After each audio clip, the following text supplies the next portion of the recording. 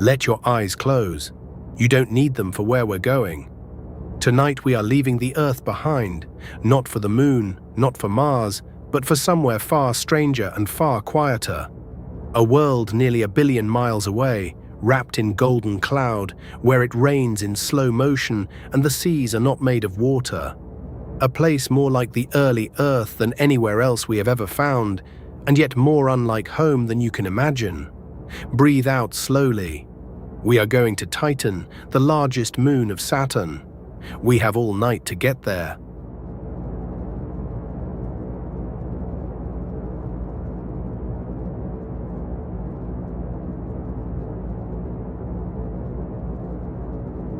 First, the distance. Titan circles Saturn, and Saturn circles the Sun far out in the cold, almost 10 times farther from the Sun than we are. Sunlight that reaches us in 8 minutes takes more than an hour to fall that far. Out there, the Sun is no longer a fire in the sky. It is only the brightest star, a small white point that gives light, but almost no warmth. Picture that thin, distant light as we drift outward, past the orbit of Mars, past the great asteroid belt, turning slowly in the dark.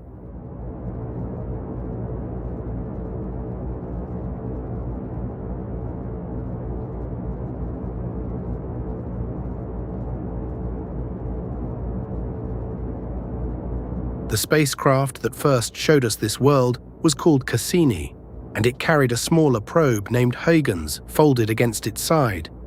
It launched in the autumn of 1997, and it did not fly straight. It swung past Venus again, and past the Earth and past Jupiter, borrowing a little speed from each, falling outward in a long, slow spiral that took nearly 7 years. Imagine that patience, 7 years of silent coasting through the dark, toward a single point of pale gold.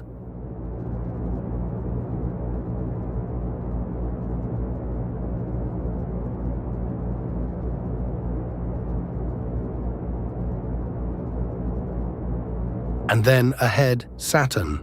The rings first, impossibly thin, impossibly wide, a flat ribbon of ice and dust catching the far sunlight. Billions of frozen pieces, some like grains of sand, some like houses, each one circling in perfect silence, each one keeping its place in the ring as it has for longer than there have been eyes to watch it. We slip past them, into Saturn's family of moons, looking for one in particular, the one hidden inside a haze.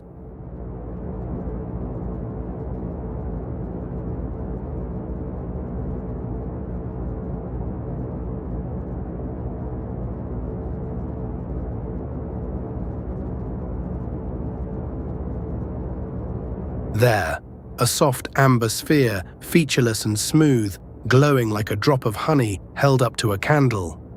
That is Titan. It is the only moon in the entire solar system with a real atmosphere, a thick blanket of nitrogen, even denser than our own air, so heavy with golden haze that for centuries no telescope could see the ground beneath it. To learn what lay below, we would have to go down through the clouds ourselves. So on a December day, the little probe named Huygens let go of its mothership and began to fall. For 3 weeks it drifted, dormant and cold, toward the haze. Then it touched the top of the atmosphere and a parachute bloomed above it, and for the first time something from Earth began to sink slowly through the skies of another world. Stay with it. The fall took 2.5 hours, and there is no hurry at all.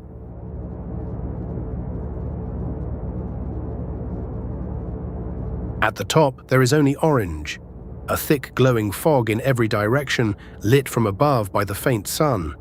The haze is made of organic molecules, the same kind of carbon chemistry that on the early Earth eventually became life. Here it has drifted and settled for billions of years, painting the whole sky the color of old amber. The probe sways gently beneath its parachute, sinking deeper, and slowly the fog begins to thin.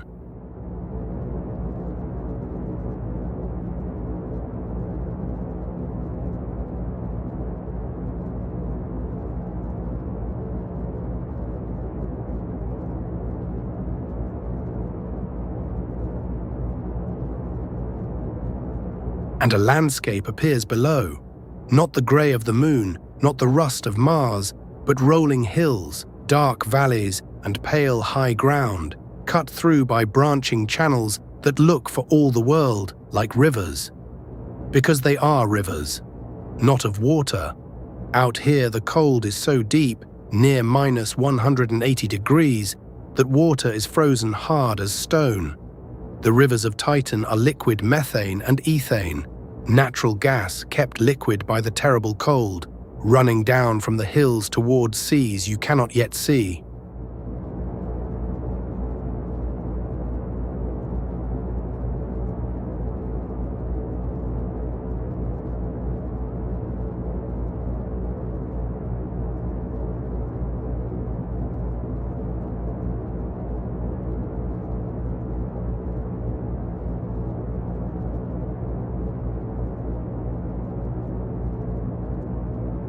The probe drifts lower, and the ground rises slowly to meet it. There is a soft settling, the gentlest of landings, onto a flat plain scattered with rounded pebbles. They are not stones. They are pebbles of water ice, smoothed and rounded as if they had tumbled for a long time in a stream, worn round by liquid that just now has dried away. Huygens came to rest on the bed of a methane river, on a damp shore beneath an amber sky, and for a few hours it told us everything it could see.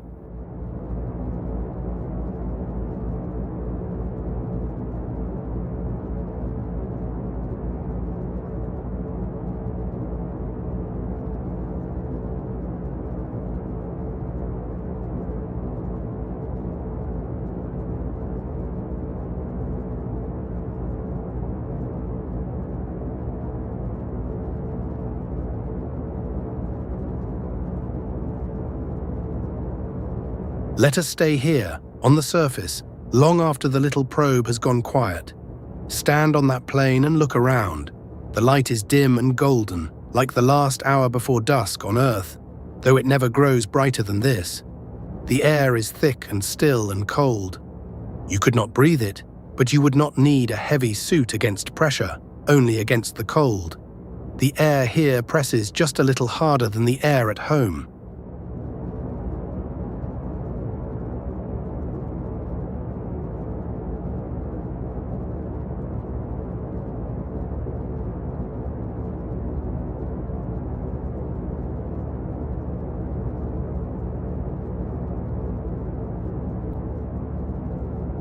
Overhead, the haze hides the stars and hides Saturn too, so the whole sky is a smooth dome of soft orange light, with no sun, no edges, no end. Sound carries strangely in the dense air. If you spoke, your voice would come back deeper and slower than you expect. And far off, very faint, you might hear the only weather there is, a slow patter of methane rain, falling somewhere beyond the hills.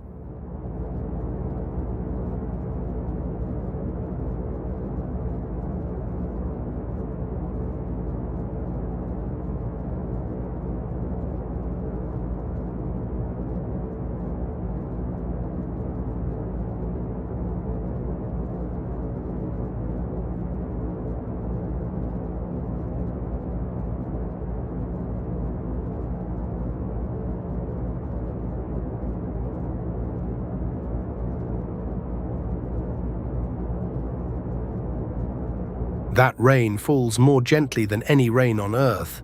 The drops are larger, soft, fat globes of liquid methane, but the gravity is weak, only a seventh of our own, and the air is thick, so they fall slowly, drifting down almost like snow that has forgotten to freeze.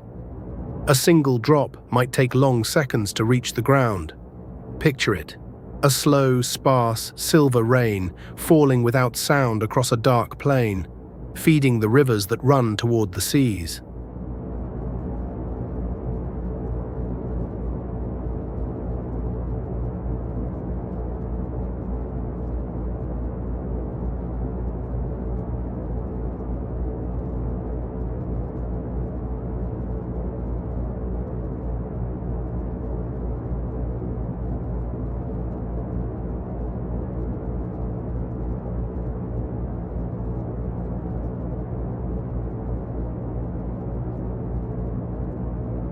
Let us follow one of those rivers. It winds between low hills of ice bedrock, dark and smooth, cutting a channel exactly as a mountain stream would carve through rock at home. The same patient work, water there, methane here, the same slow shaping of a world by falling rain. Where the land flattens, the channel widens and braids, and at last the hills fall away. And ahead of us, the ground turns black and level and still. We have reached the edge of a sea.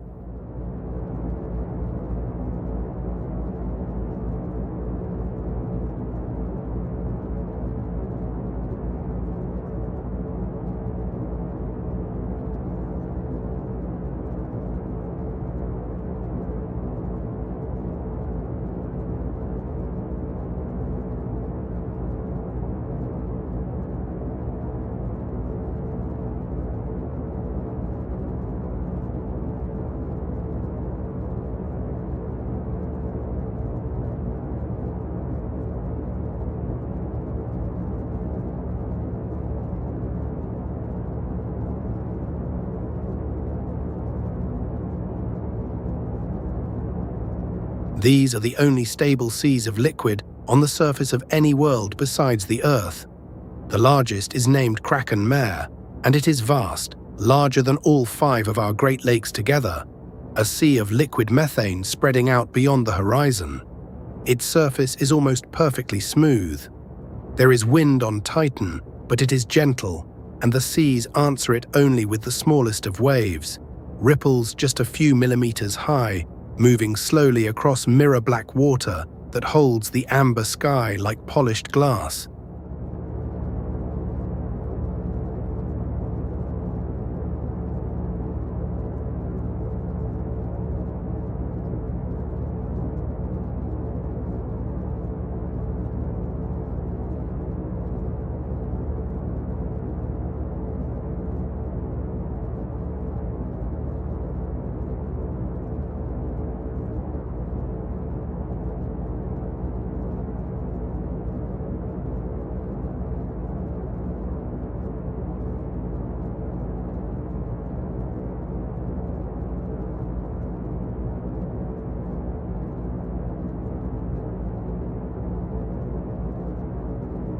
Stand on that shore a while, the sea is utterly calm. Now and then, across years, a faint bright patch appears on the radar maps, and then is gone. A magic island, the scientists call it. Perhaps a raft of frozen bubbles, perhaps a swell rising and settling, appearing and vanishing on a sea that no one has ever truly seen. Out here, even the mysteries are quiet ones. There is nothing to fear on this shore. There is only the dark sea, the still air, and the long, slow night.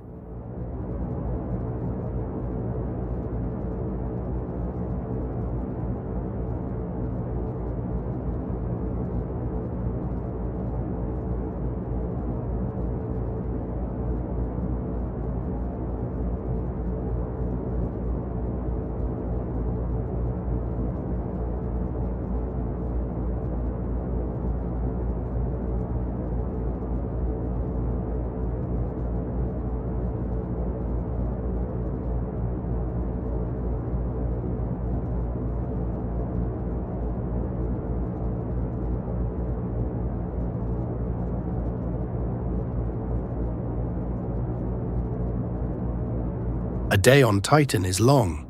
It turns slowly, locked to Saturn, so that a single day and its night together last 16 of ours. The light, when it changes at all, changes by the slow degree. Never bright, never wholly dark, only a deepening of the amber toward the color of embers as the distant sun sinks somewhere behind the haze. There is no rush here. There has never been any rush here. Let your breathing slow to match it.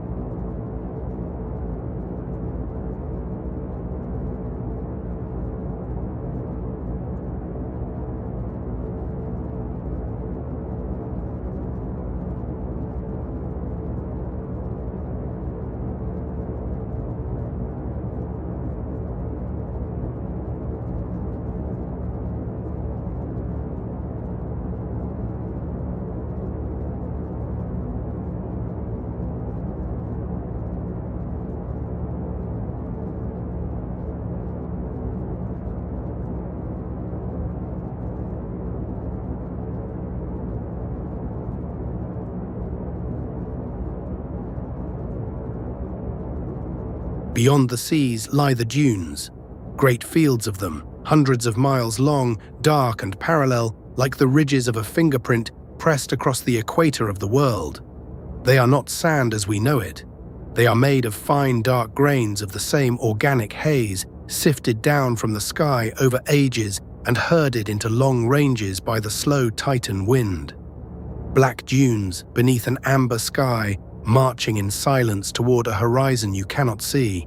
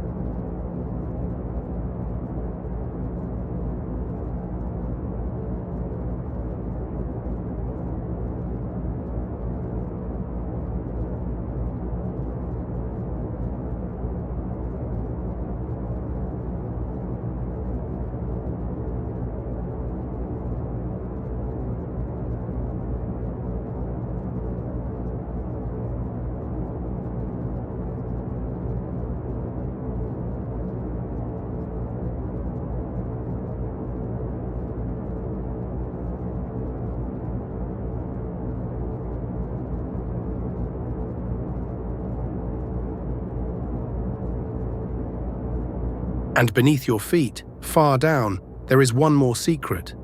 Below the ice crust, perhaps 100 miles down, scientists believe there is an ocean.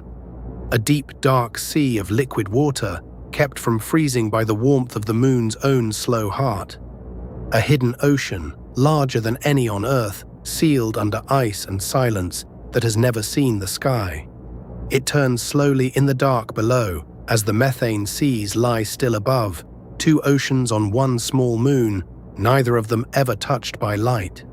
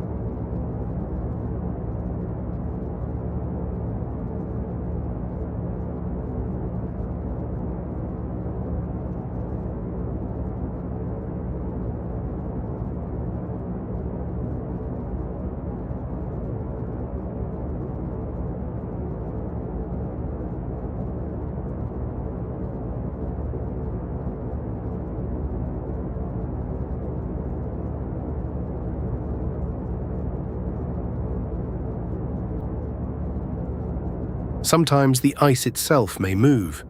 In a few places the maps show low, rounded mountains that might be cryovolcanoes. Volcanoes not of fire, but of cold, that long ago may have welled up not with lava, but with slush. A slow paste of water and ammonia rising from the hidden sea, spreading across the surface and freezing there forever. If they erupt at all now, they do it rarely and gently and without a sound anyone could hear.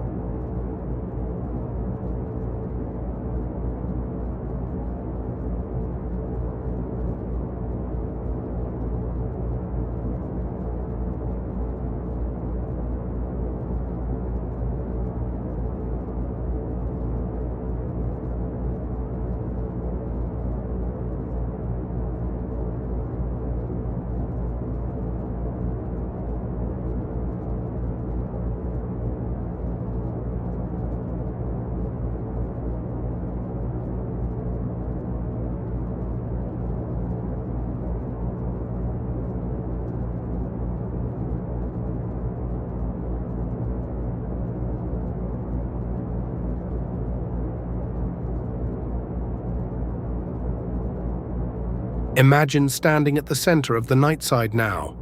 The haze thins, just once, just for you. And through a gap in the orange, Saturn appears. It hangs enormous and pale in the sky, far larger than our moon, its rings turned almost edge-on, a thin, bright line drawn across a banded, golden face. It does not rise and it does not set.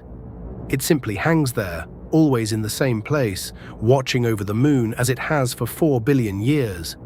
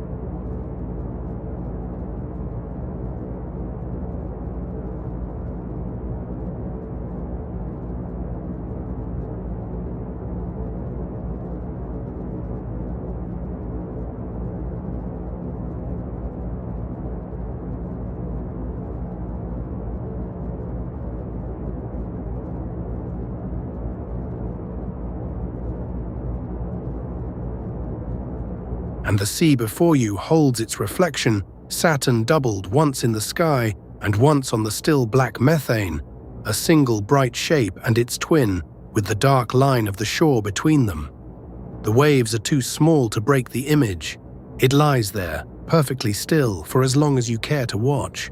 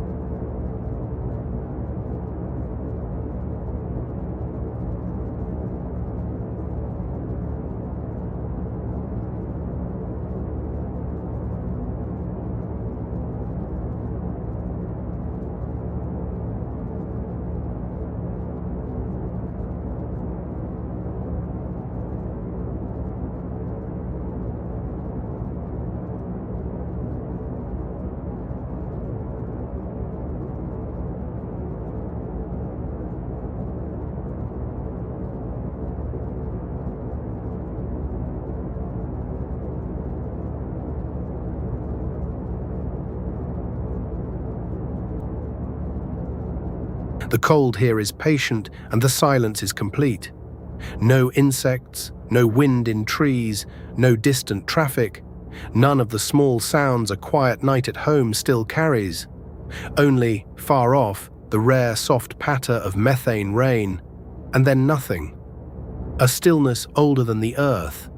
A stillness that has kept this shore exactly as it is for longer than there have been creatures anywhere to call anything still.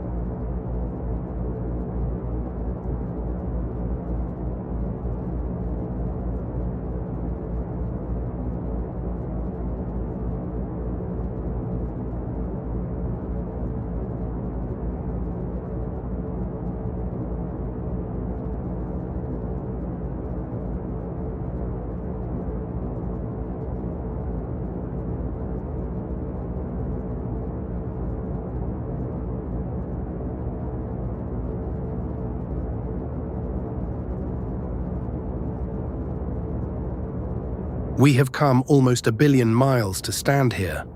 Through 7 years of dark, down through the amber haze, along a river of methane to a sea that mirrors a ringed and golden world. There is nowhere left to go tonight, and nothing left to do, but rest on this quiet shore at the edge of the solar system, and let the long night hold you.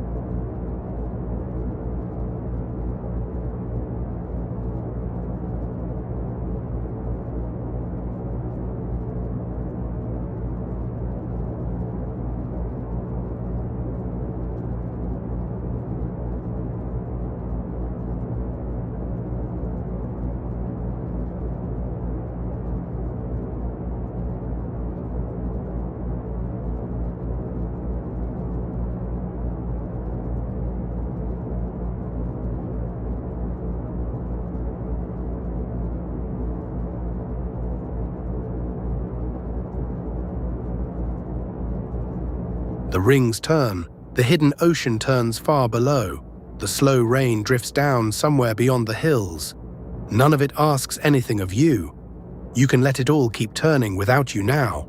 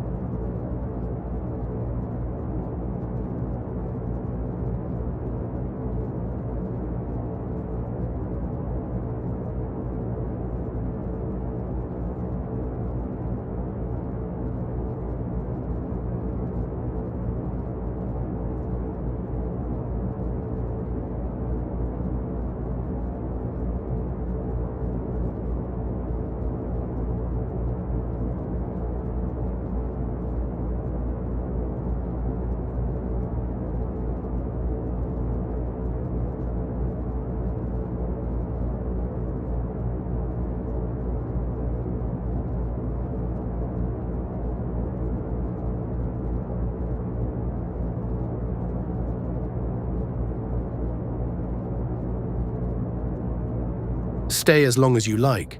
The amber sky will not change, and the sea will not stir, and Saturn will keep its watch over Titan all through the night, and all through the next, long after you have drifted away. Sleep now. The far shore will keep,